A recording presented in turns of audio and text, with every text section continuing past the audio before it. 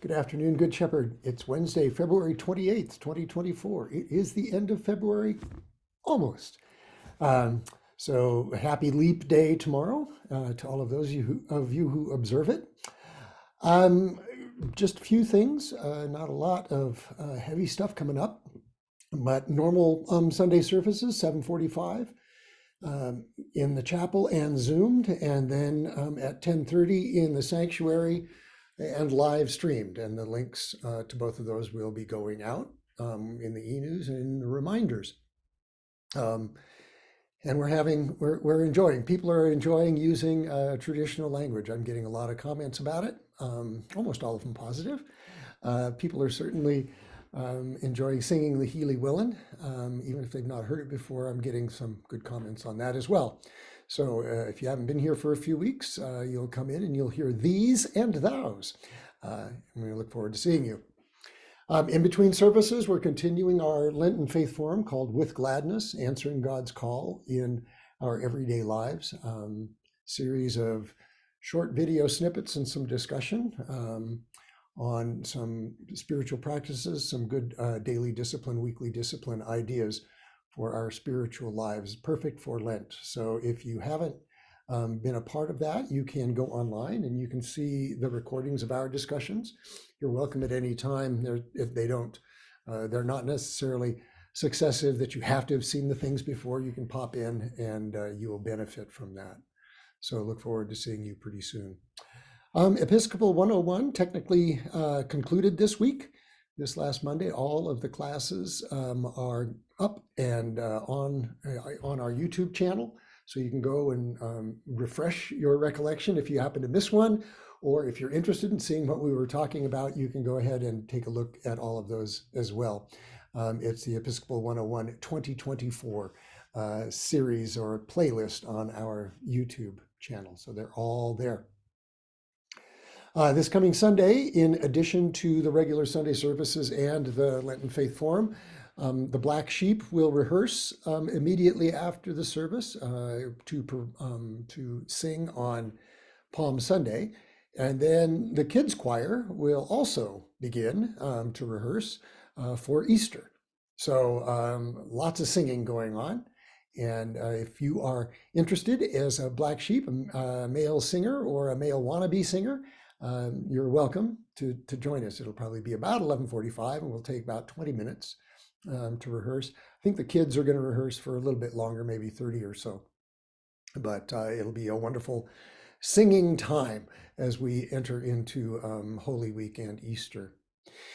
In a few weeks, on Wednesday, March 13th, we will have a Lenten Soup Supper. And that is going to be sort of provided by an organization called the Women's Bean Project and sort of sponsored by the Faith and Action team. So it's an opportunity to come and to have conversation over some wonderful soup, as well as to learn a lot about the Women's Bean Project and all of the good work that they are doing. Parishioner Susie Street has been very involved with them for some time, and it was on her recommendation that we've invited them to come and be with us. So those are the things that are going on right now. Oh, one more. I mentioned going into Palm Sunday and Holy Week.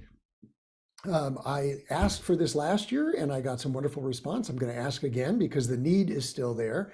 You may know that on Palm Sunday, we read the Passion Gospel, the long story of Jesus' trial and crucifixion, and that has a lot of roles to be read.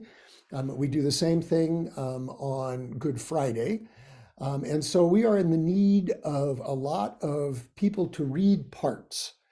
If you aren't usually a lector, but you would like to read one of those parts or something like that, and you just want a short one, just let me know.